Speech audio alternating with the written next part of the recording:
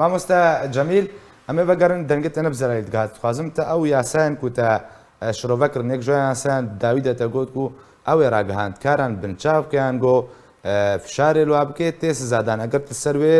ڕاوەستە بێتر بەرچاو ڕوونیە بدێ کەرەم کە مامۆستا جەمیل بەێ یاسای ئەوان ئانەمرسە 2021 بەندا خۆی دەهاتت دەبێژێ کارێ ڕاگەهاندنێ ناکەوە بن چاودێریە و ئازادیە دەربرین و دەربرینێ بن پێ بکە یانژی ڕێلبەر بکە مۆڤکا خۆی نەهاتت بێژێ هەر کەسێک ڕۆژنەمەڤانە ڕسوا بکە یا دەست درێژیە لوان بکە وێ بێ سزادان ئەv یاسایا گوان دەرخستیوان خۆ دەرخستی لێ مخابن ینی ئەv ڕەنگ ji دەسەلاتداریێ یاسایە نەئێخوا نەئێ خەلکێ دن دەولەتێ دن ناز دکن نە مافێ مرۆڤ ناز دکن و نە مافێ ڕۆژنەمەڤانە ناز دکن و نە مافێ ئازادیە کەسایەتی یان تەڤایی ناز دکن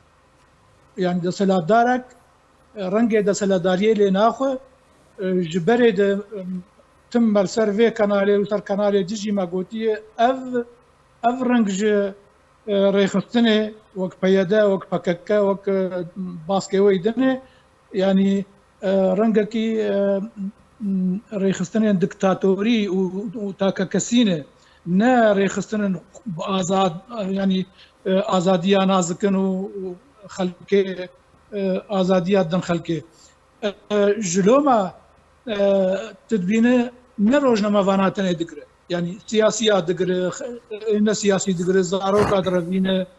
jiyana siyasî kekênewa behta jiyana siyasî kir jiyana siyasî ne jiyana siyasî tenê sekinan jiyana tevayî sekinan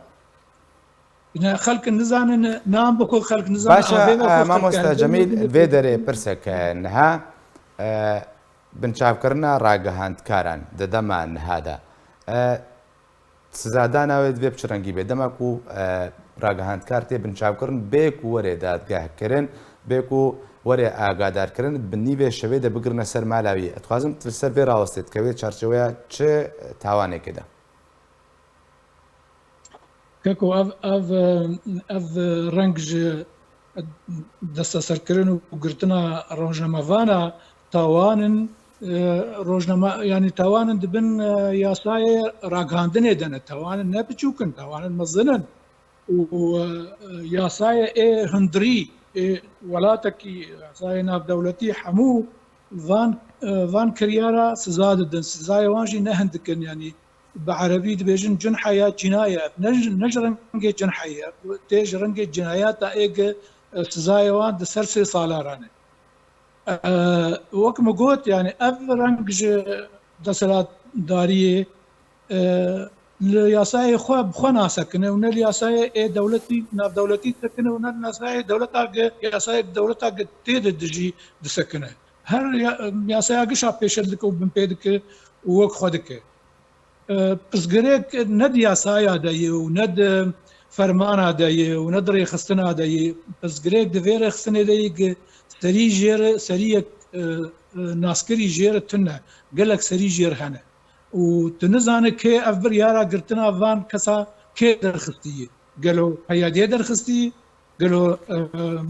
hesediyê derxistiye qesediyê derxistiye rêveberiya xweser derxistiye kîja alî derxistiye kes nizane û nabêjin jî tê here li wan bipirsî jî wê bê me em nizanin nercemene me nedîtine ewlo ye مامۆستا جەمیل نەها ئەv کەسێن کولجەم پێدێ ئەنگۆ پێدێوا بن چاو دێکێ و چارەنویسەوە نەخوایە کەسوکارێن وان ئالیەن کورد پشتوا دەگرن ژۆیە یاسایی بە لەسەر ئاستا ناودەولەتی یعنی ژ دەربەش بەر دنابە پێدێ دەوەکە و پێشتر وە ئاماژە پێکردێت تو سوودێک ژێرەنینە چ بکەن باشە چڕێ بگرنە بەر باشە حتاکو و چارەنویساوە دیار بێ و سەربەست وەرنە بەردان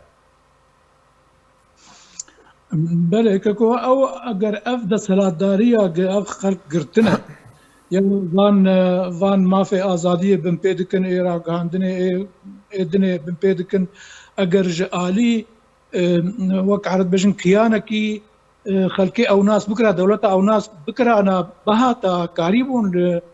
li dadgehê navdewletî Suez سويسرا جرلندا هنا لوان درا كاريبون دعوة راكن وبدو ما في خود بدو تواني واند يعني قافا باغيين لأبدا سلا داري كس اعتراف بيناك كسو ناس ناك وتقانون ومانونجي لسرناين طبقان اجر ديسا يعني خلقي وان اگر كاربن لجدرفا الجنفان دادقه ناف دولتي دادقه ايق ريخستنا يو ان يقرتيا ناف دولتا دادقه بناف كرنا الجنوان كاربن تشتكي بكن باشا لي و اگر بريارك استنجي ويشبكن جوان وبكي افكريه كي افكار كرنا كي افكرتم كرنا كي افن بي كرنا يعني تشتكي قالك الوز وتبلو هذا